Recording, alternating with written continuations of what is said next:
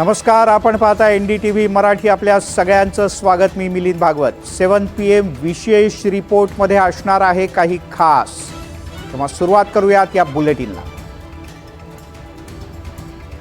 आखातातलं युद्ध आता निर्णायक टप्प्यावर आलंय. दोन्ही देश आता एकमेकांच्या तेल प्रकल्पांवर हल्ले करू लागले.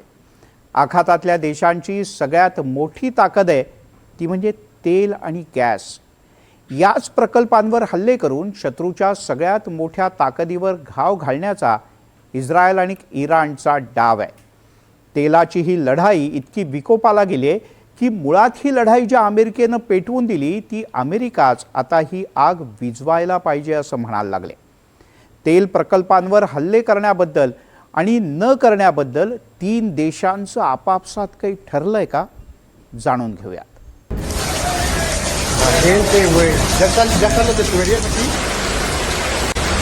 आखातातलं युद्ध भयानक टप्प्यावर.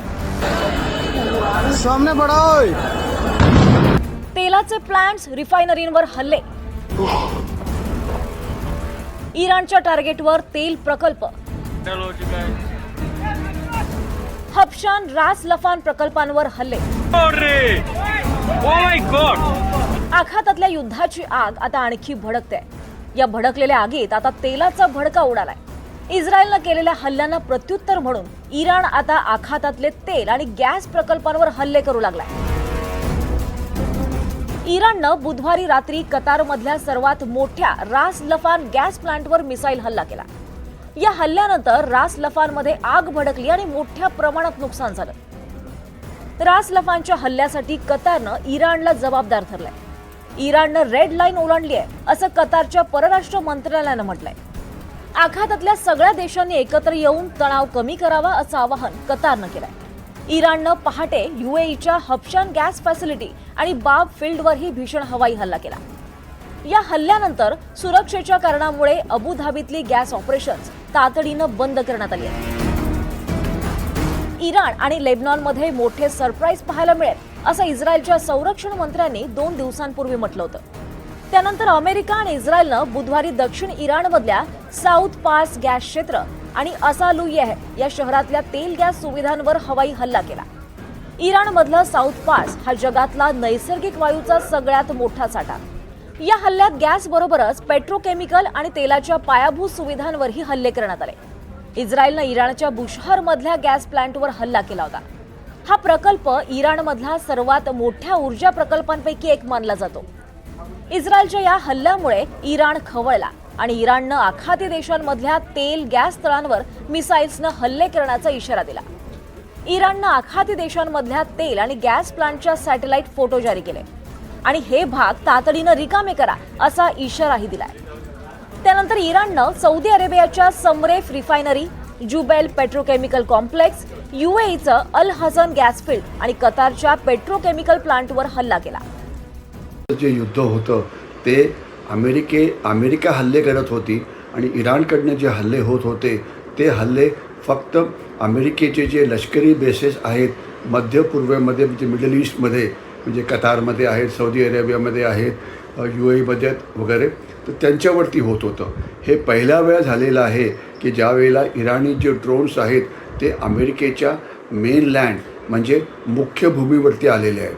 खरं म्हटलं तर याच्या आधी अमेरिकेच्या मेनलँडवरती कधीही कुठल्या देशाची शस्त्र पोहोचण्याची उदाहरणं इतिहासामध्ये आपल्याला दिसत नाही.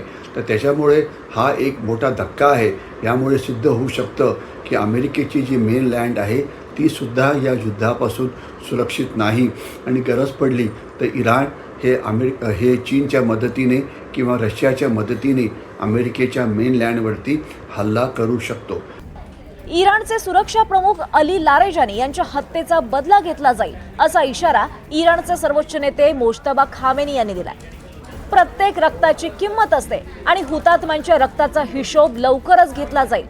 असे हल्ले इराणला कमकुवत नव्हे तर अधिक मजबूत करतील असं मोज्तबा यांनी म्हटलंय.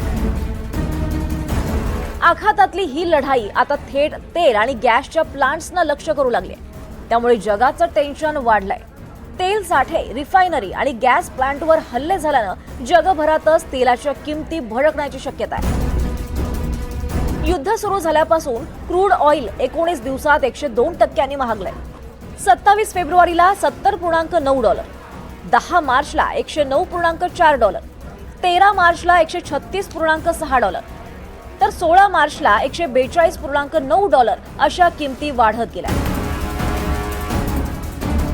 इंधन आणि वायू प्रकल्पांवर सातत्यानं हल्ले झाले तर संपूर्ण जगातला तेल कारभार ठप्प होईल आणि अनेक देशांच्या अर्थव्यवस्था कोलमडतील.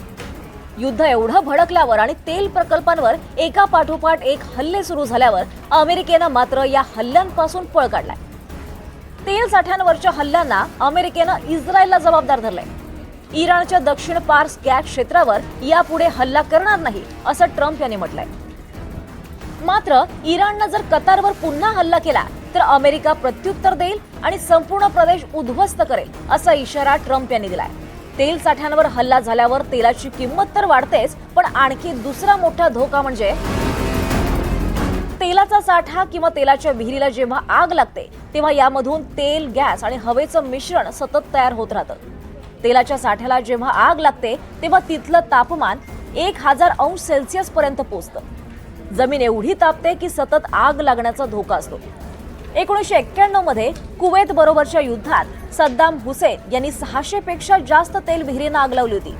ही आग विझवायला तब्बल 9 महिने लागले होते. तेल विहिरींना लक्ष केल्यावर त्याचे भयानक परिणाम सगळ्या जगाला भोगावे लागतात. त्यामुळेच आखातातली ये आग कब बुझेगी हा सगळ्या जगासमोरचा या क्षणाचा सगळ्यात मोठा प्रश्न आहे. Bureau report, NDTV Marathi, Mumbai. Oh my God!